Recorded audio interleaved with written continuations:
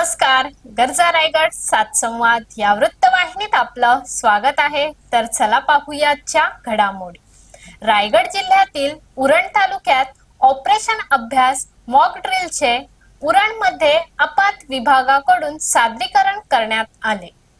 यावेळी पोलीस प्रशासन, अग्निशामक दल, नागरी संरक्षण विभाग, उरण आरोग्य विभाग, आपात विभाग इत्यादींचे अधिकारी, जवान व कर्मचारी उपस्थित होते. केंद्र गृह विभागाच्या मार्गदर्शक सूचनांनुसार सध्याच्या भारत-पाकिस्तान दरम्यान सुरू असलेल्या आपत्कालीन परिस्थितीसाठी व कायदा सुव्यवस्थेची सज्जता तपासण्यासाठी ऑपरेशन अभ्यास या मॉक ड्रिलचे सादरीकरण करण्यात आले.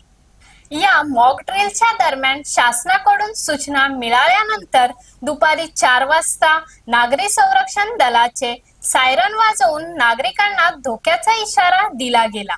यावेळी उरण तालुक्यातील NI हायस्कूल येथे बॉम्ब फुटल्यावर व आग लागल्यावर कशा प्रकारे आग विझवावी, नागरिकांनी कोणती काळजी घ्यावी, स्वतःचे व इतरांचे रक्षण कसे करावे इत्यादी बाबींवर आधारित मॉक ड्रिल प्रात्यक्षिक सादर करण्यात आले. यावेळी जखमी शाळेय मुलांना सुरक्षितरित्या बाहेर काढून त्यांना रुग्णवाहिकेमधून रुग्णालयात नेण्याची व्यवस्था करण्यात आली होती.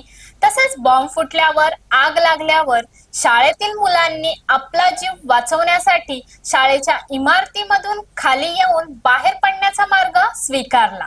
उरण शहरातील तहसील कार्यालय, ONGC कॉलनी, ग्रुप ग्रामपंचायत Chandje, GTPS company, Barmer lorry, Bhedkhal, all cargo company Koproli, बलगेट कंपनी मोरा या 7 ठिकाणी सायरन बसविण्यात आले. नागरी संरक्षण दल, वैद्यकीय पथक व इतर आपत्कालीन सेवांकडून बचाव कार्य, शोध मोहीम व नागरिकांसाठी यावेळी मार्गदर्शन करण्यात आले. नागरिकांनी घाबरू नये, अफवांवर विश्वास ठेवू नये आणि दिलेल्या सूचनांचे पालन करावे असे यावेळी आपात विभागाकडून सांगण्यात आले.